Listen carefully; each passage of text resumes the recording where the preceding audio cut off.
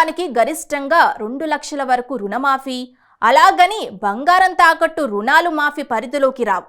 ఒక్క మాటలో చెప్పాలంటే పంట రుణాల మాఫీకి కొన్ని ప్రధానమైన నిబంధనలు ఉన్నాయంటూ తేల్చి చెప్పారు తెలంగాణ సీఎం రేవంత్ రెడ్డి. అయితే ఇందుకు సంబంధించిన మార్గదర్శకాలు అతి త్వరలోనే విడుదల కానున్నాయి.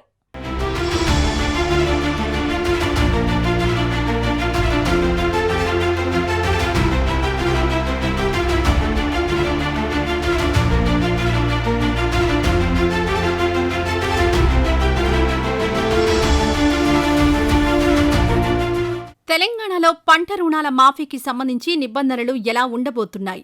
ఏమైనా కండిషన్లు పెడతారా? ఇలా అనేక సందేహాలు రైతుల్లో నెలకొన్న వేళ వీటిపై స్పష్టత ఇచ్చారు ముఖ్యమంత్రి రేవంత్ రెడ్డి.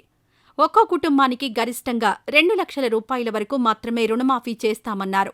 అయితే బంగారం తాకట్టు రుణాలు దీని పరిధిలోకి రావని ఢిల్లీ వేదికగా స్పష్టం చేశారు సీఎం.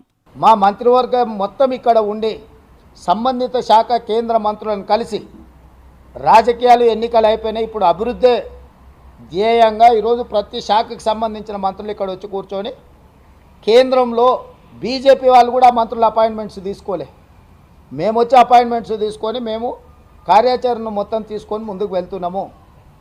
కాబట్టి ఎన్నికలు ముగిసిపోయినాయి. రాష్ట్రం యొక్క అభివృద్ధి, రాష్ట్రంలో మేము ఇచ్చిన 6 గ్యారంటీల సంక్షేమ పథకాలను అమలు చేయడమే మా ధ్యేయము. వాటిని ముందుకు తీసుకెళ్ళడానికి అందరి సహకారం తీసుకుంటాం, మీడియా మిత్రుల సహకారం కూడా తీసుకుంటాం. ఇప్పుడు 31,000 కోట్ల రూపాయలు దాదాపుగా ఏకకాలంలో రైతు రుణమాఫీ చేయడానికి మేము నిర్ణయం తీసుకున్నాము. ఇచ్చిన మాట ప్రకారం రాహుల్ గాంధీ గారు గ్యారంటీ ఇచ్చిందంటే 100% గ్యారంటీ అమలు జరుగుద్ది.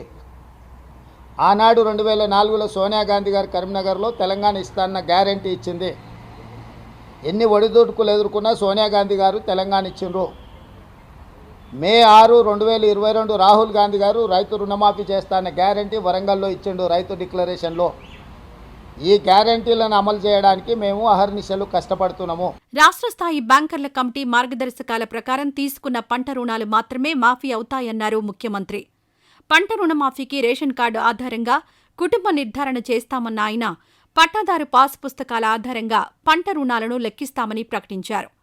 ఒక కుటుంబంలో 3-4 రుణాలు కలిపి ఎంత ఎక్కువ ఉన్నా గరిష్టంగా 2 లక్షల వరకే మాఫీ అవుతుందన్నారు. ఇలాంటి రుణాలు 6 నుంచి 7 వేల కోట్ల మేర ఉండొచ్చని అంచనా వేస్తున్నట్లు వెల్లడించారు రేవంత్ రెడ్డి.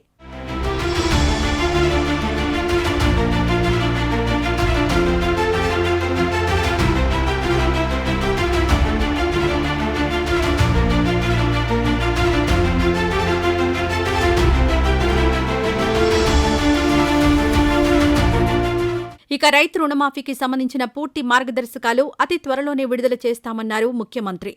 దీంతో ఆ నిబంధనలు ఏంటన్నది తెలిసాకే పంట రుణాల మాఫీపై మరింత పూర్తి స్థాయిలో క్లారిటీ రానుంది.